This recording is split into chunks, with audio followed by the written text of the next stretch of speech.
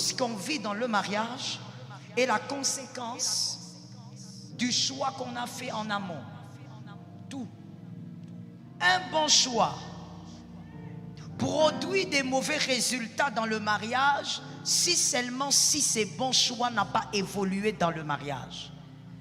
Faire un bon choix au départ, ce n'est pas la garantie de vivre heureux dans le mariage. Le bon choix que tu as fait doit évoluer positivement dans le mariage. La femme, le bon mari, le bon monsieur là que tu as trouvé, quand vous vous mariez, il doit évoluer positivement. La femme doit évoluer positivement. Tout bon choix qui n'évolue pas devient toxique dans le mariage. Tout bon choix qui n'évolue pas dans le mariage positivement devient dangereux et risque même de devenir un mauvais choix. Un bon mari ne peut pas rester bon sans évoluer. Une bonne femme ne restera pas bonne si elle n'évolue pas positivement dans le mariage.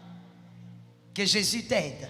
Comment faire le bon choix? Et là d'abord je suis avec les célibataires. Le premier critère, les célibataires, si tu ne veux pas échouer, on choisit d'abord la personne qui correspond à ta destinée.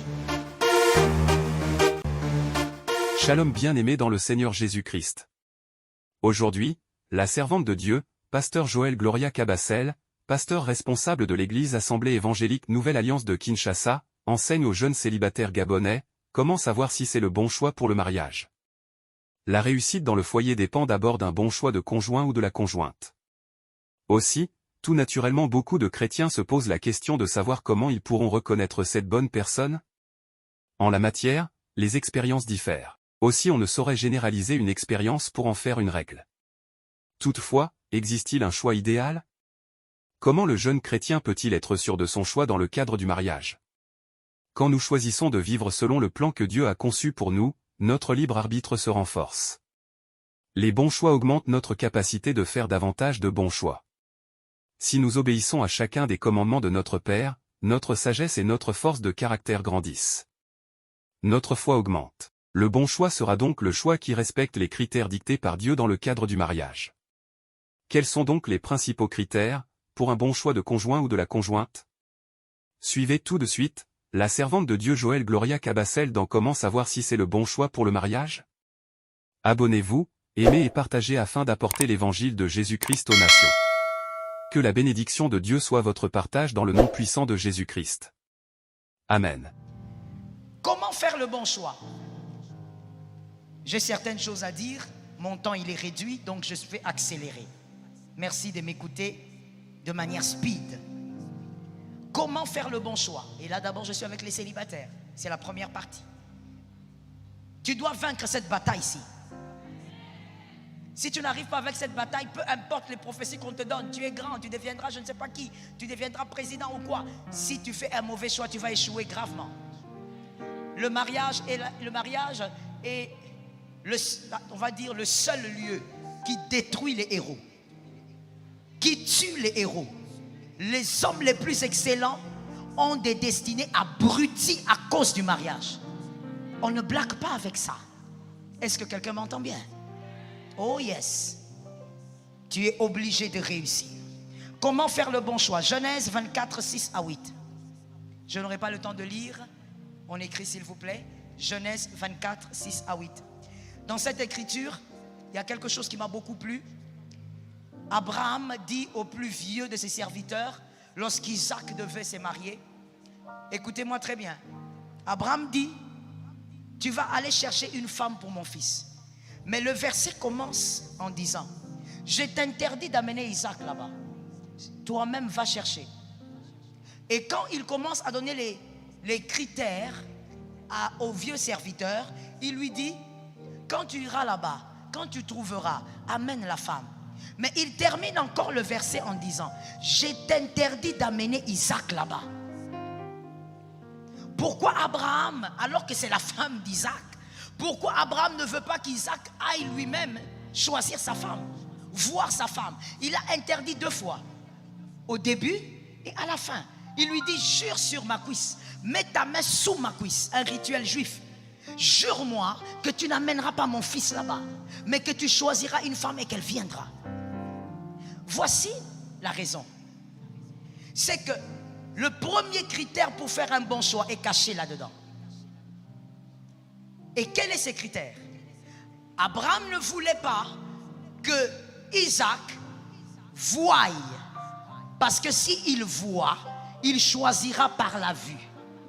Or, ce qu'on voit est trompeur. Je te donne un deuxième indice. Toi-même, tu vas trouver le premier critère. Deuxième indice, c'est que Abraham choisit les plus vieux de ses serviteurs. C'est-à-dire, c'est un homme qui a vu Isaac grandir. Mais au-delà de voir Isaac grandir, c'est quelqu'un qui a vu comment Abraham a évolué même dans sa vie chrétienne, dans sa richesse. C'est quelqu'un qui a vu comment Abraham a commencé à devenir milliardaire. Il dit donc à celui-là, c'est toi qui vas aller chercher une femme.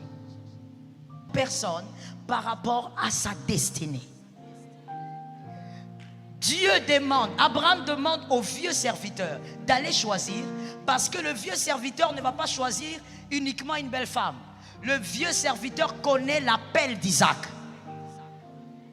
J'ai entendu 2 amens de ce côté. Ça veut dire que là derrière, tu ne comprends pas? Est-ce que tu comprends? C'est-à-dire Dieu, Abraham plutôt, Abraham s'organise pour que celui qui connaît l'appel d'Isaac, la destinée d'Isaac, qui connaît les défis de la vie d'Isaac, que celui-là choisisse une femme. Il dit à Isaac, toi tu vas rester ici. Parce que toi tu peux aller trouver une belle femme, mais qui ne pourra pas tenir ta destinée. Le premier critère, les célibataires, si tu ne veux pas échouer, on choisit d'abord la personne qui correspond à ta destinée. C'est le premier critère. Voilà pourquoi aujourd'hui on a des femmes qui disent, pasteur, je fais quoi? Moi je suis intelligente, je veux travailler mais mon mari ne veut pas. Généralement j'ai dit, tu ne travailleras pas. Ton mari ne veut pas, mais tu ne vas pas travailler. C'est lui le chef. Quand tu choisissais, il fallait tenir compte de ça. Toi tu avais tenu compte de la poche. On choisit celui qui correspond à ta destinée. Tu as des rêves, tu as des ambitions, tu as des choses à réaliser avec Dieu, tu as des choses à réaliser pour ta nation. Ne choisis pas quelqu'un qui va te freiner, ne choisis pas quelqu'un qui va t'arrêter, ne choisis pas quelqu'un qui va critiquer tes talents. Pendant que toi tu parles en langue, lui il critique. Choisis celui qui correspond à ta destinée. Ça tombe sur les célibataires. Écoute-moi très bien. La beauté peut tuer une destinée. Monsieur, c'est à toi que je m'adresse. Les garçons célibataires là, qui ont du mal des fois à écouter les conseils. La beauté peut tuer une destinée. Tu épouses une belle femme, mais une belle femme qui est je ne sais pas comment dire. Elle est d'abord traumatisante, elle est impolie, elle est hystérique. Et tout ce que toi tu veux réaliser dans la vie, pour elle c'est une distraction. Elle veut seulement l'argent pour avoir les tissages. La beauté peut détruire une destinée, mais entends la sagesse. Toute destinée qui réussit comporte une beauté. Il n'y a personne qui n'admire pas une destinée qui réussit. Fais attention à tes choix. Deuxième critère, j'ai dit que je speedais un peu. Deuxième critère, pour ne pas faire un mauvais choix, pour vaincre la bataille, que ce soit du divorce ou encore d'un malheur dans le mariage, on s'intéresse profondément à l'éducation et à la foi. Profondément. Quelle est sa foi? Je n'ai pas dit il prie où. Ce n'est pas l'église qui garantit quelqu'un de bien. C'est sa foi. Est-ce que quelqu'un m'entend? Je n'ai pas non plus dit, il faut rester équilibré. Je n'ai pas non plus dit que l'église c'est le cœur. L'église n'a jamais été le cœur. C'est l'ignorance et il faut que tu sortes de cette ignorance. Ok? L'église locale existe dans la parole de Dieu et ça aiguise le peuple de Dieu. Mais je dis, un bon mari, une bonne femme, ça ne dépend pas de l'église ni du pasteur. Ça dépend d'abord de sa foi. Deuxième critère, éducation et la foi. Je commence par la foi. Comment toi tu es chrétien, tu veux épouser un bouddhiste? Vous allez résoudre ça comment? Quand toi tu invoques Jésus, lui il invoque des choses un peu bizarres. Quand toi tu invoques Jésus, lui il te dit tais-toi, Jésus n'est pas Dieu, Jésus est un prophète. Et puis tu viens nous dire non maman, il prie quoi? Celui qui ne croit pas que Jésus est Dieu ne peut pas être ta femme, ne peut pas être ton mari. Tu me donnes un amen de quelqu'un qui doit guérir. Ça ne peut pas être ton mari. Jésus est Seigneur, Jésus est Seigneur, Jésus est Dieu. Mais eux dans leur église là-bas, ils disent que Jésus est un bon prophète, c'est un grand prophète. Il est comme Moïse. Jésus n'est pas Moïse. Avant que Moïse ne soit. Thank you. Maintenant toi comment? C'est tous les femmes, les sœurs. Non. Que Jésus te délivre du mal. Voilà pourquoi, mademoiselle, ne cherche pas à te marier comme si tu fouillais un lion. Parce que quand tu veux te marier comme si tu fouilles un lion, tu seras prêt à tout prendre. L'éducation. Il ne suffit pas de parler avec la personne. Parce que pendant les fiançailles, toute personne devient un agneau. C'est pourquoi mon frère, écoute-moi bien, c'est pour les frères célibataires, écoute-moi bien. Tu es aventurier quand tu dis, non pasteur, je ne vais pas me marier bientôt, on prend le temps pour se connaître. Tu ne la connaîtras pas. Tu ne la connaîtras pas. Je te dis, dans les fiançailles, tout le monde fait semblant. Arrête de croire que tu connaîtras cette fille, tu ne la connaîtras pas. Mais comment maintenant savoir de quel type d'éducation elle est nourrie? Observe son entourage. Écoute, l'entourage définit la vision de la vie de la personne. Tu n'as pas besoin forcément de l'écouter beaucoup. Observe quelles sont les personnes qui l'entourent. Et tu sauras quelle est la perception de la vie de cette personne. Quelles sont les valeurs de cette personne? Quelle est même l'éducation de cette personne? Et je vais encore au-delà. Tu dois, monsieur, le mariage n'est pas un jeu. Mademoiselle, le mariage n'est pas un jeu. Par la grâce de Dieu, mes livres vont arriver demain. Quelques de mes livres, parce que je n'en ai plus, c'est épuisé. Et je crois qu'il y a le mariage n'est pas un jeu, mais je crois qu'il y en a peut-être seulement 5, il n'y en a pas beaucoup. Le mariage n'est pas un jeu. Ça peut te tuer. Lorsque tu veux épouser un homme, tu dois savoir qui est son père. Vous, les jeunes sœurs d'aujourd'hui, vous négligez des choses essentielles. Tu es avec lui sur WhatsApp, matin, midi, soir. Tu envoies des cœurs, tu envoies des têtes, tu envoies des pieds, tu envoies des mollets. Tu dois savoir qui est son papa. Son père est mort, d'accord. Sa maman est où? Non, sa maman aussi est morte. Ok, où sont ses frères? Va faire des tours de temps en temps à la maison où il y a les frères. Comment ils vivent? Ne t'en fais pas. Tu vois ce que ses frères vivent, c'est comme ça qu'il est. Quand il est avec toi, il fait semblant. Est-ce que quelqu'un m'entend bien? Si tu vois qu'avec à la maison, quand il mange, ses frères mangent comme des hommes qui sortent d'une époque antique. Des hommes de Cro-Magnon. Lui aussi mange comme ça. Devant toi au restaurant, il fait semblant. L'éducation, pourquoi? Parce que celui que tu choisis est le miroir de la qualité d'enfant que tu auras. Can you listen to me? Celui que tu choisis révèle la qualité d'enfant que toi tu auras. Écoute quelque chose que les jeunes n'aiment pas entendre, ou même les célibataires. Un corps moins attrayant peut piéger un cœur par son caractère. Le corps d'un homme ou d'une femme qui n'est pas très attrayant. Mais tu vois, c'est pourquoi généralement les gens disent, je ne sais pas si vous aussi vous le dites ou vous l'avez constaté, les belles femmes ne s'aimeraient pas vite. Vous le dites aussi? Vous l'avez constaté? Je ne parle pas des beautés parce que la beauté est relative, mais je parle, il y a des beautés, vous savez, quand on la met là, sur 10, 5 hommes vont dire, elle est belle. Ce genre de beauté-là, souvent elle ne se marie pas vite. Parce que c'est pour te faire seulement comprendre que le mariage n'est pas une affaire d'abord de beauté. Un corps qui n'est pas très attrayant peut piéger le cœur d'un homme par le caractère. Oh, même moi en tant que pasteur, ça m'est déjà arrivé de dire, ah, ces frères-là, ils suivent quoi?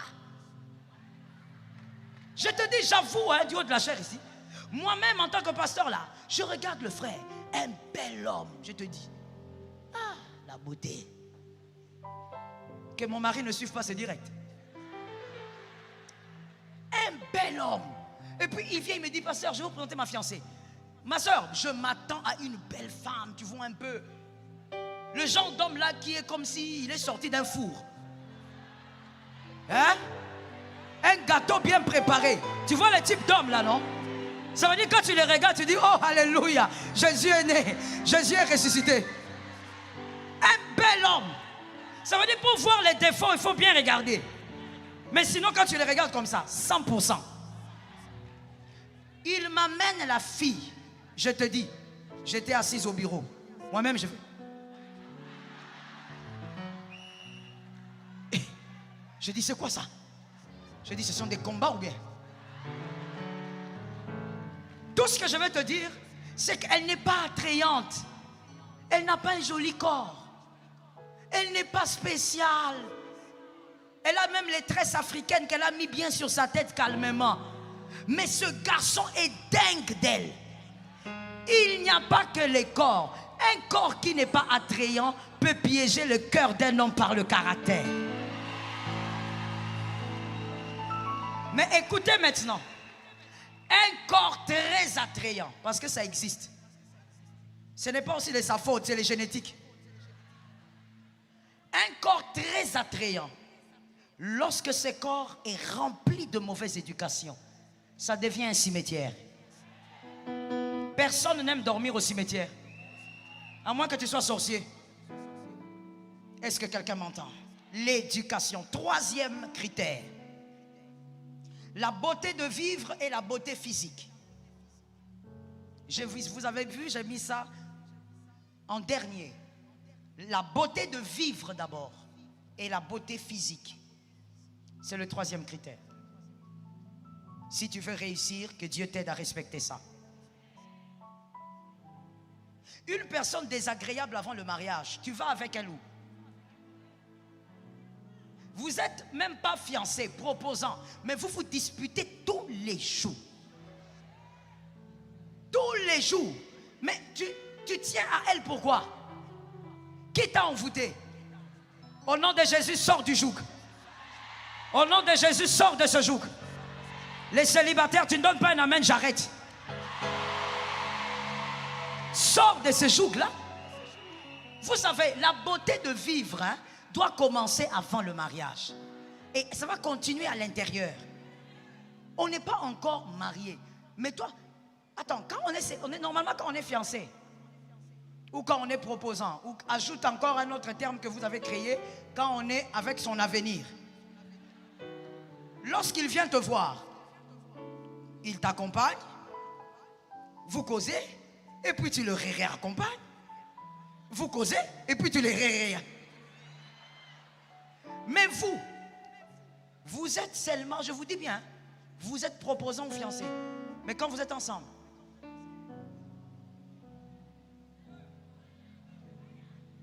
vous ne causez pas, vous ne riez pas, il n'y a rien d'agréable.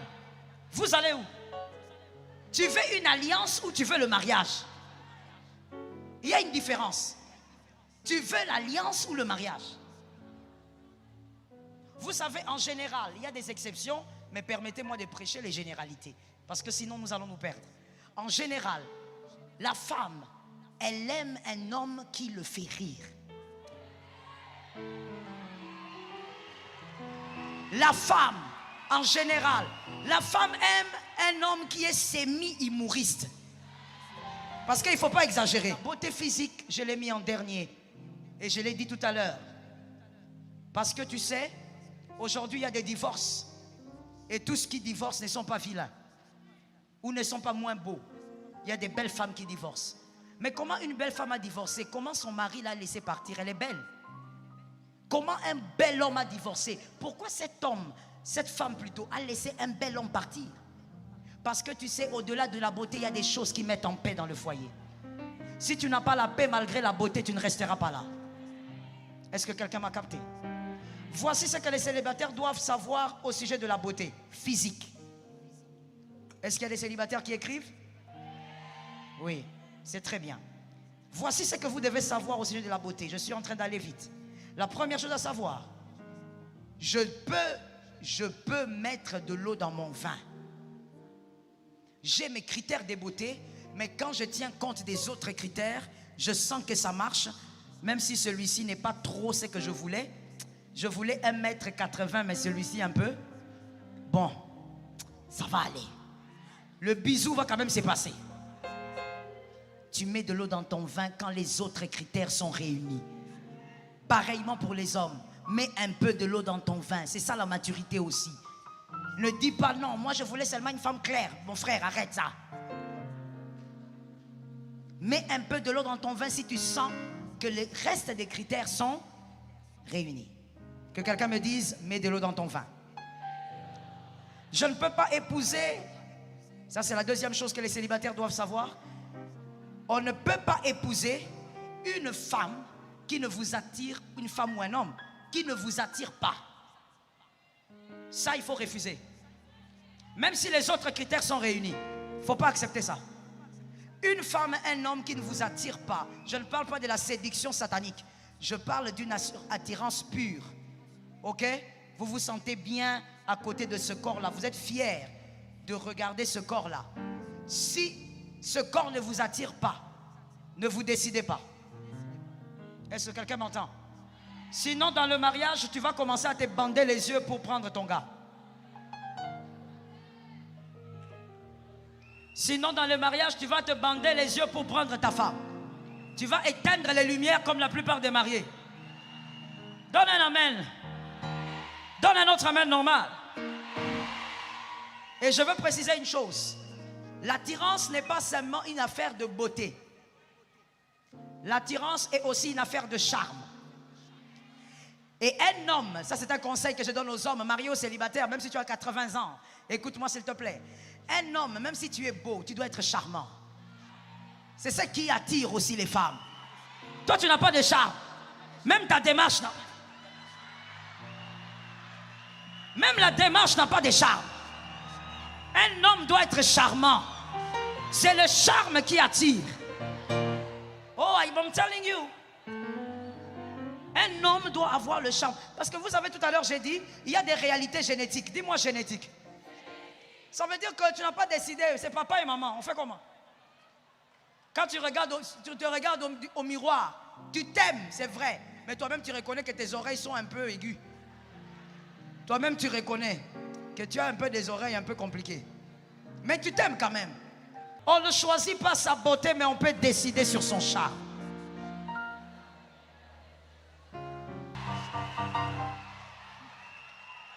Toi, tu es avec la fiancée là, ça fait 2 minutes, mais il n'y a que toi qui parles. Tu sais, c'est que... Il n'y a pas de charme dedans. Le charme d'un homme passe aussi par sa manière de s'habiller. Mon frère, arrête avec les pantalons courts comme ça. Arrête un peu avec ça. Arrête avec les pantalons là. J'ai dit à quelqu'un d'arrêter. Que le frère me donne des amens, s'il vous plaît.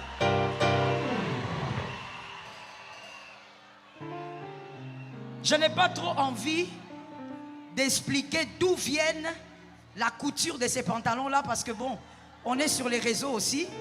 Mais ceux qui connaissent savent que les créateurs de ces pantalons-là sont gays. Et ils l'ont fait pour que la personne, l'homme qui joue le rôle de la femme, s'habille un peu comme une femme. Mon frère, porte un pantalon normal. C'est le charme. Est-ce que quelqu'un m'entend? Que les jeunes garçons me donnent des amens. Les jeunes frères célibataires, des amens. Tu as ta chemise, tu repasses bien mon frère. Ne laisse pas des lignes ici comme ça et tu sors. C'est un manque de charme. Donc tu cires bien, tu la fais briller. Le charme. Ainsi tu verras, comme je l'ai dit pour la femme ou pour l'homme, tu verras un homme qui n'est pas aussi beau que toi, mais il a pu épouser une femme formidable. Parce que le charme compte aussi. Toi-même quand tu vois quelqu'un, Bonjour. C'est quoi? C'est quoi?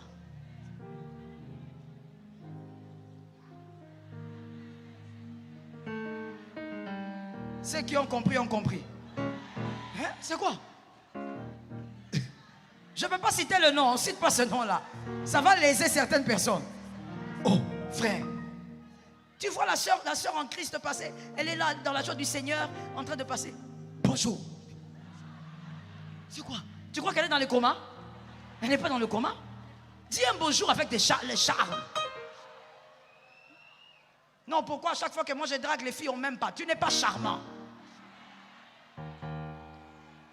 Est-ce que quelqu'un m'entend? Un homme charmant est dangereux. Je te dis, tu vas t'étonner, tu vas te demander, mais cette fille, elle suit quoi chez ce gars? Enfin, le charme. Il a une pilote, mais il est charmant. Il mange en babouche de douche, mais il est charmant. Et toi, tu es là à te tuer. Qu'est-ce que tu cherches chez ces garçons? Papa, elle cherche le charme. Que Jésus te donne la victoire. Célibataire, au nom de Jésus, mariez-vous. Faites de bons choix au nom de Jésus. Attention, il ne faut pas choisir celui qui ne t'attire pas physiquement. Sinon, dans le mariage, tu seras infidèle. Tu seras un homme infidèle comme la blague. Tu n'as jamais été un garçon impudique. Tu as grandi dans l'église. Tu t'es bien marié. Mais à cause d'un mauvais choix, juste un critère que tu as négligé, tu risques de devenir infidèle dans le mariage. Je connais des hommes, malheureusement, qui sont gravement mariés, plus de 30 ans de mariage pour certains. D'autres, si je ne me trompe, c'est maintenant 21 ou 22, mais qui se masturbent. Des hommes mariés. Ils se masturbent sérieusement. Pourquoi? Parce qu'il a une femme, mais ce n'est pas la femme qui l'attire. Et ça, c'est un malheur. C'est un drame. Que Dieu te délivre. Je ne choisis pas celui qui ne m'attire pas. C'était le quantième point. Deuxième, n'est-ce pas? D'accord. Je n'épouse pas, toujours la beauté physique, je n'épouse pas la personne qui magnifie sa beauté. C'est une personne dangereuse à ne pas épouser. Une personne qui aime, qui s'aime tellement au point où elle est sûre de sa beauté à un niveau où elle glorifie sa beauté. Donc elle, sa beauté, c'est autre chose pour sa vie. Un homme comme ça est dangereux. Est-ce que quelqu'un m'entend? Il va commencer à priver aux enfants les frais scolaires. Il ira s'acheter des pantalons. Une femme qui magnifie sa beauté à outrance n'est pas une femme à épouser, monsieur. Parce qu'elle va toujours te rappeler que tu ne la mérites pas. Qu'elle est trop belle pour toi.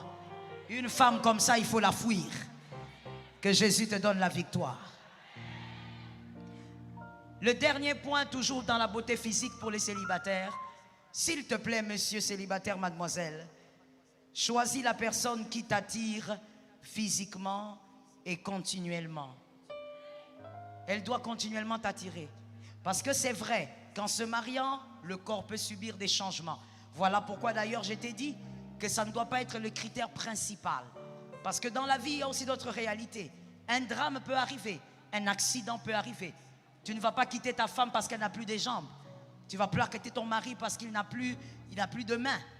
Donc la vie est compliquée. La beauté ne doit pas être le critère principal. Mais choisis une personne qui t'attire de manière continuelle. Mais je finis en disant par rapport aux célibataires que les autres critères soient prépondérants. Est-ce que quelqu'un m'entend? Si tu t'appuies seulement sur le corps de quelqu'un pour l'aimer, le jour où vous aurez de problèmes, ce corps ne va plus t'intéresser. Il faut que autre chose t'éblouisse dans la personne, au-delà du corps. Est-ce que quelqu'un m'a capté? Quel célibataire a dit au nom de Jésus, je me marie selon Dieu? Shalom bien-aimés dans le Seigneur Jésus-Christ. J'espère que vous avez aimé cette vidéo. Abonnez-vous et partagez pour porter l'évangile de Jésus-Christ aux nations, car il y aura plus de joie dans le ciel pour un seul pécheur qui se repent. Merci de faire partie de notre famille Wonderful Jésus-Christ.